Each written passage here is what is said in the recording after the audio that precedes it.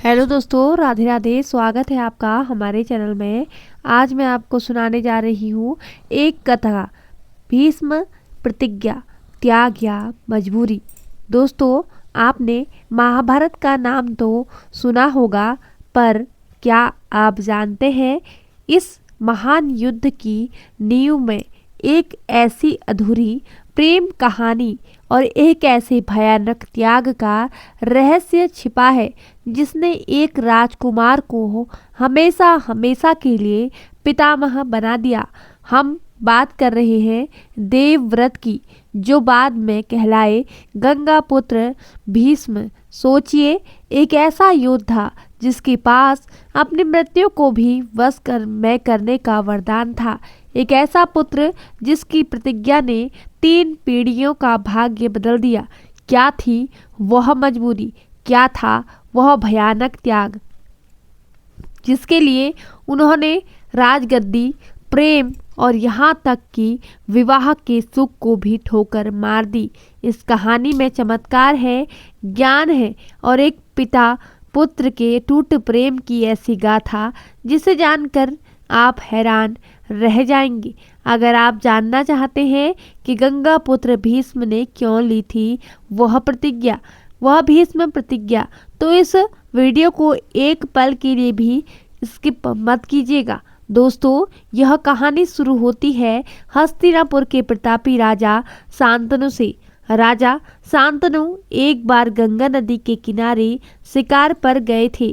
तभी उनकी नज़र एक अद्भुत अलौकिक सुंदरी पर पड़ी। वह कोई साधारण स्त्री नहीं थी, बल्कि साक्षात देवी गंगा थी। राजा उन्हें देखते ही अपना दिल दे बैठे। देवी गंगा ने एक शर्त रखी कि शांतनु कभी भी उनके किसी काम पर सवाल नहीं उठाएंगे और न ही उनसे कोई प्रश्न करेंगे। अगर शांतनु ने शर्त तोड़ी तो वह उन्हें छोड़कर चली जाएगी। प्रेम में डूबे राजा ने शर्त मान ली और दोनों का विवाह हो गया। उसके बाद जो चमत्कार हुआ वह इतिहास में दर्ज है। गंगा एक एक करके अपने 7 नवजात पुत्रों को नदी में बहाती गई और राजा शांतनु शर्त के कारण चुपचाप देखते रहे। लेकिन जब गंगा 8वें पुत्र को बहाने लगी तो राजा का धैर्य टूट गया। उन्होंने बिलखते हुए कहा, गंगा, तुम यह क्या कर रही हो? क्यों मेरे पुत्रों को मार रही हो? शर्त टूटते ही गंगा ने अपने रहस्य से पर्दा उठाया और बताया कि यह 8 पुत्र अष्टवसु थे, जिन्हें श्राप मिला था। 7 वसुओं को मुक्ति मिल गई, लेकिन 8वां पुत्र जिसे राजा ने बचा लिया वह था देवव्रत। गंगा उसे अपने साथ ले गई और वादा किया कि बड़ा होने पर वह उसे एक महान योद्धा बनाकर लौटाएगी।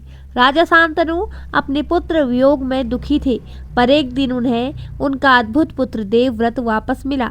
देवव्रत अपने नाम के अनुरूप देवताओं की तरह ज्ञानी और परशुराम जैसे गुरु के शिष्य थे, यानी विद्या और बल में उनका कोई साथी नहीं था। देवव्रत ने हस्तिनापुर का राजपाट संभाला और सब ठीक हो गया, पर नियति को कुछ और ही मंजूर था। एक दिन राजा शांतनु यमुना नदी के किनारे गए और वहां उनकी मुलाकात एक अत्यंत रूपवान युवती से हुई। उनका नाम था सत्यवती। सत्यवती की आंखें, उनकी वाणी, सब कुछ इतना मोहक था कि शांतनु एक बार फिर प्रेम में पड़ गए। सत्यवती मत्स्यगंधा, मछली की गंध वाली के नाम से जानी जाती थी, लेकिन एक ऋषि के वरदान से वह योजन गंधा, 1 योजन दूर तक सुगंध फैलाने वाली बन चुकी थी। शांतनु ने उनके पिता, जो कि एक निषाद राज थे, उनसे विवाह का प्रस्ताव रखा, पर यहीं से शुरू होता है असली टकराव। शांतनु का पुत्र मोह अब प्रेम की अग्नि में जलने लगा था और इस प्रेम ने एक भयानक समस्या खड़ी कर दी जिसका समाधान किसी के पास नहीं था। शांतनु सत्यवती के बिना रह नहीं सकते थे, पर निषाद राज ने एक ऐसी शर्त रखी जिसने शांतनु को अंदर से तोड़ दिया। राजा शांतनु सत्यवती के पिता निषाद राज के पास विवाह का प्रस्ताव लेकर पहुंचे। निषाद राज एक साधारण मल्लाह होते हुए भी बड़े दूरदर्शी थे। उन्होंने राजा का सम्मान किया पर तुरंत एक असंभव सी शर्त रख दी। निषाद राज बोले, राजन, मुझे आपकी पुत्री से विवाह पर कोई आपत्ति नहीं, पर मेरी पुत्री सत्यवती का पुत्र ही हस्तिनापुर का अगला राजा बनना चाहिए। यदि यह सुनिश्चित हो तभी मैं सत्यवती का विवाह आपसे करूंगा। यह शर्त राजा शांतनु के लिए किसी पहाड़ से कम नहीं थी। हस्तिनापुर के सिंहासन का वारिस तो पहले से ही मौजूद था, उनका महाबली पुत्र देवव्रत। शांतनु अपने प्रिय पुत्र देवव्रत के साथ अन्याय नहीं कर सकते थे और न ही वह सत्यवती के बिना रह सकते थे। इस धर्म संकट ने उन्हें अंदर से तोड़ दिया। वह अपनी नई राजधानी हस्तिनापुर लौट आए, पर उनका चेहरा उतर गया। वह न ठीक से खाते न सोते और न ही राजकाज में उनका मन लगता। यह उदासी इतनी गहरी थी कि देवव्रत को भी चिंतित कर दिया। अपने पिता की गहरी उदासी का कारण जानने के बाद देवव्रत को निषाद राज की शर्त पता चली। देवव्रत जानते थे कि उनका पिता के प्रति प्रेम उनकी निजी खुशियों से कहीं ज्यादा बड़ा था। बिना किसी को बताए वह सीधे निषाद राज के पास पहुंचे और उन्हें समझाया कि वह उनके पिता से विवाह की अनुमति दे दे। निषाद राज ने अपनी शर्त दोहराई, सत्यवती का पुत्र ही राजा बनेगा। इस पर देवव्रत ने पूरे दरबार और प्रकृति को साक्षी मानते हुए असाधारण त्याग की घोषणा की। उन्होंने भीषण प्रतिज्ञा ली, मैं आजीवन हस्तिनापुर के सिंहासन पर नहीं बैठूंगा। मैं राजपद का त्याग करता हूँ और प्रतिज्ञा लेता हूँ कि सत्यवती के पुत्र ही राजा बनेंगे। यह सुनते ही सभी लोग स्तब्ध रह गए, लेकिन निषाद राज भी चतुर थे। उन्होंने एक और सवाल दागा, राजकुमार, मान लीजिए यदि भविष्य में आपके पुत्र हुए, उन्हें सिंहासन पर दावा किया, तब क्या होगा? देवव्रत के सामने यह जीवन का सबसे बड़ा बलिदान देने का समय था। उन्होंने तुरंत अपनी दूसरी और सबसे भयानक प्रतिज्ञा ली, मैं आजीवन ब्रह्मचर्य का पालन करूंगा। मैं कभी विवाह नहीं करूंगा और न ही मेरा कोई वंश होगा, ताकि सिंहासन पर दावा करने वाला कोई न रहे। यह प्रतिज्ञा इतनी भीषण और कठोर थी कि देवों ने आकाश से फूलों की वर्षा की। उनका नाम भीष्म यानी भयंकर प्रतिज्ञा वाला पड़ गया। इस त्याग ने राजा शांतनु को तो खुश कर दिया, पर हस्तिनापुर की नियति को हमेशा के लिए उलझा दिया। भीष्म की यह भीषण प्रतिज्ञा कोई साधारण त्याग नहीं थी। यह धर्म, कर्तव्य और पितृभक्ति का ऐसा शिखर था कि स्वयं देवताओं को नतमस्तक होना पड़ा। इस अद्वितीय बलिदान से प्रसन्न होकर राजा शांतनु ने अपने पुत्र भीष्म को एक चमत्कारिक वरदान दिया। यह वरदान था इच्छा मृत्यु का वरदान। सोचिए, मृत्यु जिस पर हर प्राणी का वश चलता है, वह अब भीष्म के इशारों पर थी। शांतनु ने कहा, हे पुत्र, जब तक तुम स्वयं नहीं चाहोगे तब तक काल भी तुम्हें छू नहीं पाएगा। यह वरदान केवल एक चमत्कार नहीं था, बल्कि इसके पीछे गहरा ज्ञान छिपा था। भीष्म ने अपनी निजी खुशी और भविष्य को दांव पर लगाकर जो धर्म का पालन किया, प्रकृति ने उन्हें समय पर नियंत्रण की शक्ति दी। यह हमें सिखाता है कि जब हम निस्वार्थ भाव से कर्तव्य पथ पर चलते हैं तो ब्रह्मांड स्वयं हमारे लिए नए रास्ते खोल देता है। लेकिन दोस्तों, इस वरदान ने भीष्म के जीवन को अमरता तो दी, पर एक गहरे बंधन में भी बांध दिया। वह हस्तिनापुर के सिंहासन के सेवक बन गए, भले ही सिंहासन पर कोई भी बैठा हो। यही कारण था कि बाद में महाभारत के युद्ध में चाहकर भी भीष्म अधर्म का विरोध नहीं कर पाए। उनका वरदान ही उनकी सबसे बड़ी मजबूरी बन गया। भीष्म ने जो प्रतिज्ञा ली, उसने राजा शांतनु को तो अपनी पत्नी सत्यवती दिला दी, लेकिन हस्तिनापुर के भाग्य पर एक काला साया डाल दिया। भीष्म अब राज सिंहासन के मालिक नहीं, बल्कि संरक्षक बन गए थे। उन्होंने अपने जीवन का हर पल, हर ज्ञान और हर शक्ति हस्तिनापुर के नए वंश की सेवा में लगा दिया।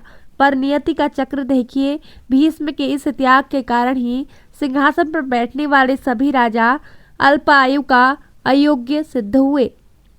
शांतनु और सत्यवती के पुत्र चित्रांगद और विचित्रवीर्य हुए। चित्रांगद की मृत्यु कम उम्र में ही हो गई। विचित्रवीर्य को भी संतान होने से पहले ही काल ने छीन लिया। भीष्म अपनी प्रतिज्ञा के कारण विवाह नहीं कर सकते थे, इसलिए हस्तिनापुर का सिंहासन सूना हो गया। मजबूरी में सत्यवती को अपने पहले पुत्र वेदव्यास को बुलाना पड़ा ताकि विचित्रवीर्य की पत्नी से वंश आगे बढ़ सके। अगर भीष्म ने राजपद या विवाह का त्याग न किया होता तो शायद यह वंशगत जटिलताएं पैदा ही नहीं होती। भीष्म का यह महान कर्म ही बाद में कौरवों और पांडवों के जन्म का कारण बना और उनकी ही संरक्षकता के में ये दोनों वंश बड़े हुए। उनके त्याग ने महाभारत के युद्ध की ऐसी जमीन तैयार कर दी जहां अधर्म करने वाले भीष्म की मौजूदगी का फायदा उठा सके। यह बताता है कि सही काम भी अगर गलत समय या गलत कारण से किया जाए तो भयंकर परिणाम ला सकता है। भीष्म प्रतिज्ञा के कारण महान नहीं बने थे, बल्कि अपने अद्वितीय ज्ञान और अटूट शौर्य के कारण पूजनीय थे। उन्होंने न सिर्फ ब्रह्मचर्य का पालन किया, बल्कि अपने जीवन के हर क्षण को धर्म और नीति के अध्ययन में लगाया। वह देवव्रत के रूप में देवताओं द्वारा शिक्षित थे और भीष्म के रूप में वह हस्तिनापुर के ज्ञान कोश बन चुके थे। सोचिए, यह कुरुवंश की 3 पीढ़ियां के शिक्षक, मार्गदर्शक और सेनापति रहे। जब पांडव और कौरव बच्चे थे, भीष्म ने उन्हें न केवल शास्त्रों का ज्ञान दिया, बल्कि जीवन के गूढ़ रहस्यों से भी परिचित कराया।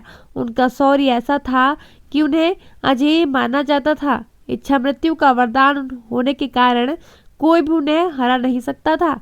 वह धर्म के इतने बड़े ज्ञाता थे कि महाभारत के युद्ध के बाद भी सरसैया बाणों की सैया पर पड़े हुए उन्होंने युधिष्ठिर को राज्य धर्म और मोक्ष धर्म का ऐसा ज्ञान दिया जो आज भी मानव कल्याण के लिए एक अमूल्य धरोहर है। यह ज्ञान की पराकाष्ठा है कि एक व्यक्ति अपने सबसे बड़े दुख और बलिदान को भी लोक कल्याण के लिए समर्पित कर देते हैं। भीष्म का जीवन हमें सिखाता है कि पद या सिंहासन से बड़ा चरित्र और कर्तव्य होता है। भीष्म धर्म और ज्ञान के साक्षात प्रतीक थे, फिर भी वह महाभारत के युद्ध में अधर्म के पक्ष यानी कौरवों के साथ क्यों खड़े हुए? दोस्तों, इसका रहस्य उनकी भीष्म प्रतिज्ञा और इच्छा मृत्यु के वरदान में छिपा है। भीष्म ने कसम खाई थी कि वह हस्तिनापुर के सिंहासन के प्रति हमेशा वफादार रहेंगे, चाहे इस सिंहासन पर कोई भी बैठा हो। दुर्योधन उस समय का राजा था और भीष्म अपनी प्रतिज्ञा से बंधे थे। यह दासत्व की भावना में इतना जकड़े थे कि चाहकर भी अन्याय का विरोध नहीं कर पाए। यह एक गहरा ज्ञान है। भीष्म का वरदान ही उनकी सबसे बड़ी कमजोरी बन गया। उनके पास शक्ति थी, ज्ञान था और मृत्यु पर नियंत्रण था, पर निर्णय लेने की स्वतंत्रता नहीं थी। उनकी व्यवस्था देखिए, द्रौपदी के चीरहरण के समय जब उन्हें बोलना चाहिए था, तब वह चुप रहे। यह मौन ही उनके सारे पुण्य कर्मों पर भारी पड़ गया। वह जानते थे कि पांडव धर्म का पक्ष है, फिर भी प्रतिज्ञा के बंधन में उन्हें कौरवों की सेना का मुख्य सेनापति बना दिया। भीष्म का जीवन हमें सिखाता है कि व्यक्तिगत प्रतिक्रियाएं अगर समय और धर्म के हिसाब से न बदली जाएं, तो वह जीवन भर का बंधन और दुख बन जाती हैं। भीष्म ने अपने पिता को प्रेम दिया, पर खुद की आत्मा को एक ऐसे बंधन में जकड़ लिया जिसका परिणाम महाविनाश के रूप में सामने आया। तो दोस्तों, हमने देखा कि गंगापुत्र देवव्रत ने क्यों ली थी भीष्म प्रतिज्ञा। यह प्रतिज्ञा सिर्फ पितृभक्ति नहीं थी, बल्कि प्रेम, त्याग और कर्तव्य की एक ऐसी त्रिवेणी थी जिसने एक व्यक्ति को महापितामह बना दिया, पर उसे इम्तिहान का सबसे बड़ा विवश भी बना दिया। सोचिए, भीष्म ने एक पिता की खुशी के लिए अपना सब कुछ दांव पर लगा दिया और उस बलिदान के कारण ही उनके पूरे वंश को युद्ध की कीमत चुकानी पड़ी। भीष्म का जीवन हमें यह गहरा सबक सिखाता है, जीवन में त्याग जरूरी है, पर अपना विवेक और नियंत्रण लेने की स्वतंत्रता उससे भी ज़्यादा जरूरी है। अगर आपके ज्ञान और शक्ति का इस्तेमाल धर्म के पक्ष में हो रहा हो, तो वह ज्ञान और शक्ति किसी काम की नहीं। भीष्म के पास इच्छा मृत्यु का वरदान था, पर अपनी आत्मा की आवाज़ को दबाने की व्यवस्था थी। दोस्तों, भीष्म प्रतिज्ञा आज भी हमें सोचने पर मजबूर करती है कि हमारे सबसे बड़ी प्रतिज्ञा क्या होनी चाहिए। क्या वह परिवार के प्रति वफादारी है या धर्म के प्रति, सत्य के प्रति? वह कहानी सिर्फ प्राचीन गाथा नहीं, बल्कि हमारे आज के जीवन का दर्पण है। आपको इस कहानी में सबसे ज़्यादा रहस्यमय, चमत्कारी या ज्ञानवर्धक क्या लगा? क्या भीष्म ने सही किया? कमेंट बॉक्स में हमें ज़रूर बताइए। अगर आपके भीष्म के त्याग की यह कहानी पसंद आई तो इस वीडियो को एक लाइक ज़रूर करें, अपने दोस्तों के साथ शेयर करें और ऐसी ही रहस्यमय और ज्ञानवर्धक कहानियाँ सुनने के लिए हमारे चैनल को सब्सक्राइब ज़रूर करें। धन्यवाद। जय श्री कृष्णा। जय माता दी।